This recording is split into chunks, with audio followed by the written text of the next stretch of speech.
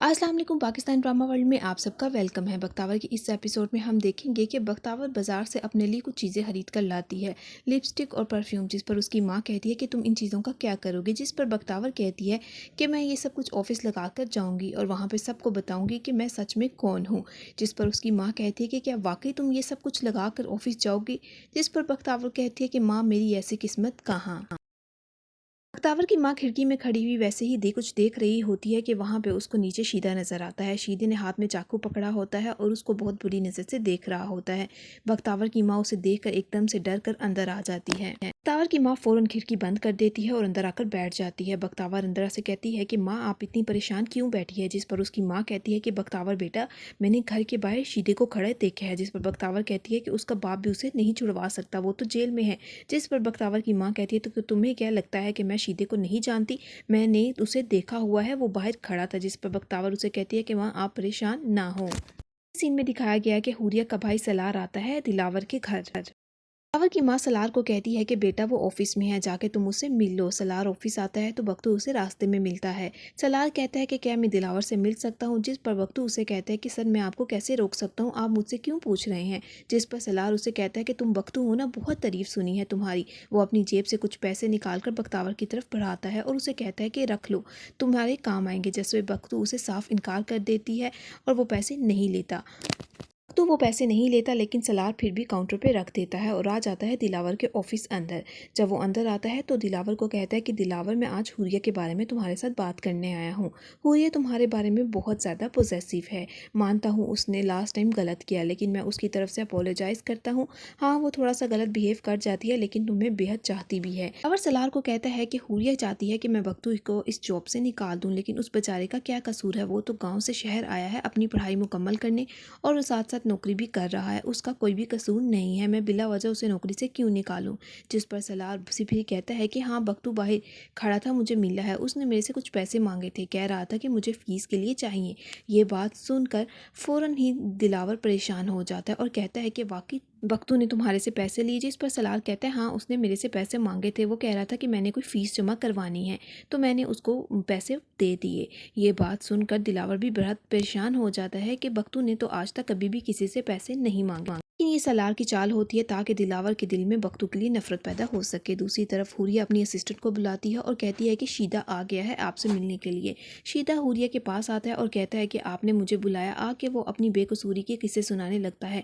जिस पर हुरिया उसे कहती है कि मैंने तुम्हारे बेकसूरी के किस्से नहीं सुने, मैं सिर्फ ये जानना चाहती हूँ कि दिलावर साहब इस केस में इतने ज़्यादा इंटरेस्टेड क्यों है। तुम मुझे सिर्फ ये पता करा दो कि दिलावर साहब इस केस में इतने इंटरेस्टेड क्यों हैं। हुरिया को कहता है कि मेरी लड़ाई बख्तू से नहीं है बल्कि बख्तावर से है, जो कि उसकी बहन है। मैंने सिर्फ उसके घर रिश्ता भेजा था तो उसने साफ इनकार कर दिया और पूरे मोहल्ले के सामने मेरी बेइज्जती की।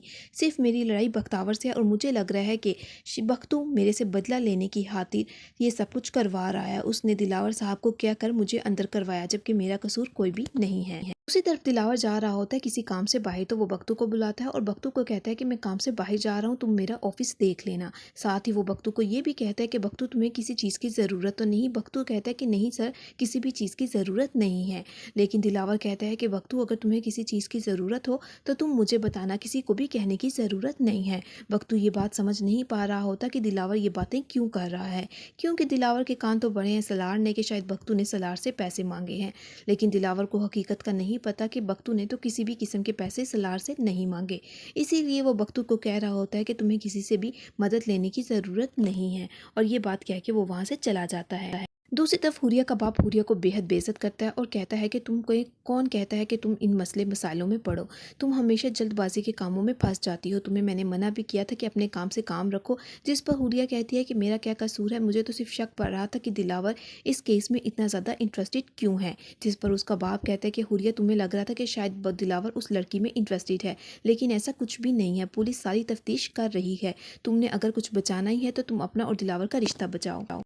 तो ऑफिस के लिए निकल रहा होता है, लेकिन हुरिया के कहने पे अब शीदे ने करना शुरू कर दिया है बख्तू का पीछा। जी हाँ, अब शीदा बख्तू का पीछा करता है। बख्तू जहाँ पे भी जाता है शीदा उसके पीछे पीछे रहता है कि वो हुरिया मैडम को बख्तू की सारी तफसील बता सके कि वो क्या है, कहाँ जाता है और क्या करता है। हुरिया दिलावर के ऑफिस आती है तो देखती है कि उसकी गाड़ी बाहर खड़ी है। वो उसके ड्राइवर से पूछती है कि दिलावर साहब कहीं जा रहे हैं, जिस पर उसका ड्राइवर कहता है जी हाँ, मीटिंग पे।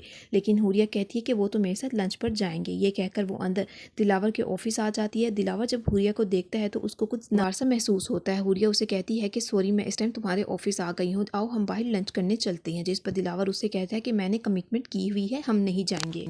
हुरिया को कहता है कि मेरी आज मीटिंग है और मैंने कमिटमेंट की हुई है, मैं अपनी कमिटमेंट से मुड़ नहीं सकता। जिस पर हुरिया दिलावर को कहती है कि कोई बात नहीं, मैं तुम्हारे साथ चलती हूँ, तुम पहले मीटिंग अटेंड कर लेना, उसके बाद हम लंच कर लेंगे।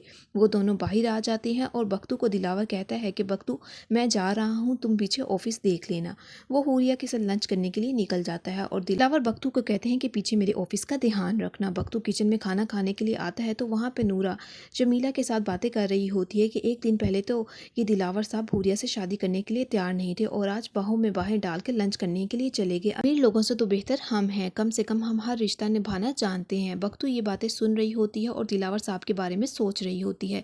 वो बहुत ज्यादा अफसरदा होती है। रात के वक्त बख्तावर कॉल करती है अपनी दोस्त नसीमा को और उसको कहती है कि नसीमा, मेरा दिल भटक गया था, मुझे लगता था कि मैं दिलावर साहब को पा लूंगी। लेकिन नसीमा उसे कहती है कि बख्तावर, तुम ये कैसी बातें कर रही हो, दिलावर को तो पता ही नहीं है कि तुम बख्तू नहीं हो बल्कि तुम बख्तावर हो। उनको तो इस हकीकत का भी पता नहीं और जब उन्हें इस हकीकत का पता चलेगा, पता नहीं वो तुम्हारे साथ क्या करेंगे। बख्तावर को कहती है कि बख्तावर, हमें तो उस दिन का इंतजार है जिस दिन तुम कामयाब होकर गांव वापस लौटोगी।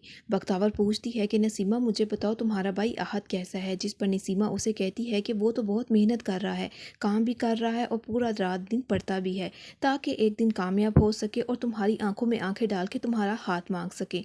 बख्तावर ये बात सुनकर खामोश हो जाती है क्योंकि अहद बख्तावर को पसंद करता था और उसका रिश्ता भी करना चाहता था अपने साथ। लेकिन बख्तावर चाहती थी कि वो अपनी ज़िंदगी में कामयाब हो सके और आगे पढ़ लिख सके। बख्तावर अपनी पुरानी यादों में खो जाती है जिसमें अहद उसकी मदद करता है और बख्तावर को कहता है कि बख्तावर, जब तुम पढ़ लिख कर आओगी तो मेरा एहसान चुका देना। बख्तावर अहद की वो बात याद करके खामोश हो जाता है। अगली सुबह जब बख्तू जॉब पर आता है तो वहाँ पे मोहसिन पुलिस वाला भी आया हुआ होता है। वो मोहसिन जो कि शीदे की तफ्तीश कर रहा है। वो दिलावर साहब को कहता है कि दिलावर साहब, मुझे तो इस बात की समझ नहीं आती कि शीदे की इतनी जल्दी ज़मानत किसने करवाई है और इतनी जल्दी उसकी गवाही किसने दी। बख्तू भी वहाँ पे बैठा चाय बना रहा होता है। वो पुलिस वाले की बातें बहुत गौर से सुन रहा होता है। जब वो बातें सुन रहा होता है तो पुलिस वाले को बख्तू पे भी कुछ शक सा हो जाता है। उसके जाने के बाद वो पूछता है कि दिलावर साहब, ये कौन है। जिस पर दिलावर कहता है कि आप एवं उस पर भी शक ना करने लग जाएं, आप लोगों की तो आदत होती है, वो मेरा छोटा सा मुलाजिम है। रात के वक्त शीदा कॉल करता है हुरिया को। हुरिया फ़ोन उठाती है और कहती है कि तुमने मुझे इस टाइम फ़ोन क्यों किया, मतलब की बात करो कि क्या मतलब है तुम्हारा। शीदा हुरिया को कहता है कि मुझे कुछ पैसों की ज़रूरत है, क्या तुम मुझे पैसे दे दोगी। हुरिया शीदे को कहती है कि ठीक है, क्या तुम अपना काम कर रहे हो। शीदा कहता है कि बिल्कुल हाँ, मैं आपका काम कर रहा हूँ। हुरिया कहती है कि ठीक है, तुम्हें पैसे मिल जाएंगे। बख्तावर रात को कुछ परेशान सी बैठी हुई होती है जिस पर उसकी माँ उसे कहती है कि तुम इतनी परेशान क्यों लग रही हो। जिस पर वो कहती है कि नहीं माँ, बस मैं थक गई हूँ। लेकिन उसकी माँ पहचान लेती है कि लाजमी बख्तावर किसी बात की वजह से परेशान है। बख्तावर अपनी माँ को कहती है कि मैं बहुत जल्द जो है दिलावर साहब का पैसा उन्हें वापस कर दूंगी और मैं चाहती हूँ कि ये कब तक झूठ का लबादा पहनकर फिरती रहूँगी। मैं बहुत जल्द दिलावर साहब के पैसे उनको वापस कर दूंगी, फिर हम ये शहर भी बदल लेंगे, घर भी बदल लेंगे और मोहल्ला भी। बख्तावर की माँ ये बात सुनकर कहती है कि बख्तावर, मुझे बताओ कोई बात हुई है। जिस पर बख्तावर कहती है नहीं माँ, कोई बात नहीं हुई। बस अगली सुबह हुरिया और दिलावर लंच के लिए गए हुए होते हैं कि हुरिया उसको सारे प्लान बता रही होती है कि हमारी शादी ऐसी होगी। उसी दौरान कॉल आ जाती है दिलावर को पुलिस वाले की। पुलिस वाला उसको बताता है कि शीदे की ज़मानत किसने करवाई थी, हमें पता चल गया है। दिलावर कहता है कि मुझे भी बताएं कि वो कौन है।